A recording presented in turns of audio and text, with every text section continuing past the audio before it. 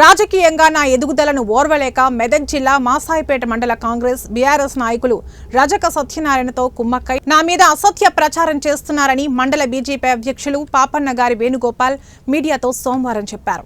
277 survey నెంబర్లో 75 గజాల ఇంటి స్థలాన్ని గతంలో మా నాన్నగారైన చిట్యాల సత్తయ్య కొనుగోలు చేశారని, దీనికి సంబంధించిన డాక్యుమెంట్లు కాగితాలు నా దగ్గర ఉన్నాయని, 277 సర్వేలో NH 44 రోడ్డు విస్తరణలో భాగంగా గతంలో మా ఇల్లు కూడా పోయిందని, ప్రస్తుతం 75 గజాల ఖాళీ స్థలం కూడా మా ఇంటికి ఆనుకుని ఉందని ఆయన అన్నారు.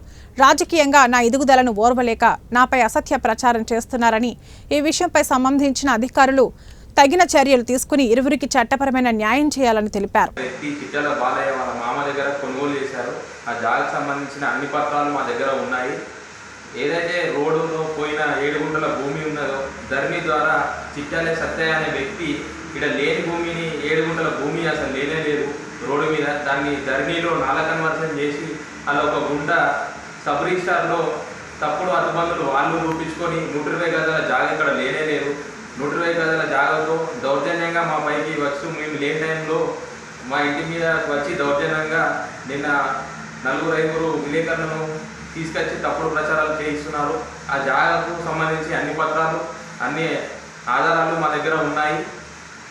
దీని గురించి గతంలో పోలీస్ స్టేషన్లో వారిపై కంప్లైంట్ చేయడం కూడా జరిగింది.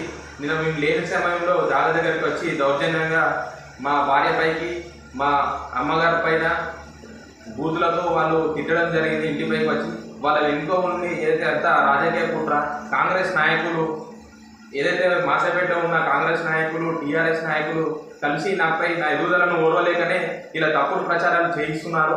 దీనిపై అధికారులు స్పందించి NH హైవేలో ఉన్న 277 ధరణిలో ఉన్న జాగాను ఏ విధంగా నాలా కన్వర్షన్ చేస్తారో ఒకసారి చెక్ చేయాలని, లేని భూమిని ఉన్నట్టు చూపిస్తూ ఇక్కడ 7 గుంటలు 3 గుంటల జాగా లేనే లేదు.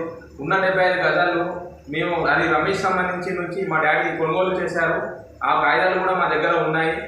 దాని ద్వారా మాకు గతంలో హైవేలో కూడా ఇదే 277 సర్వే నెంబర్లో మా ఇల్లు కూడా రోడ్ కటింగ్లో పోవడం జరిగింది.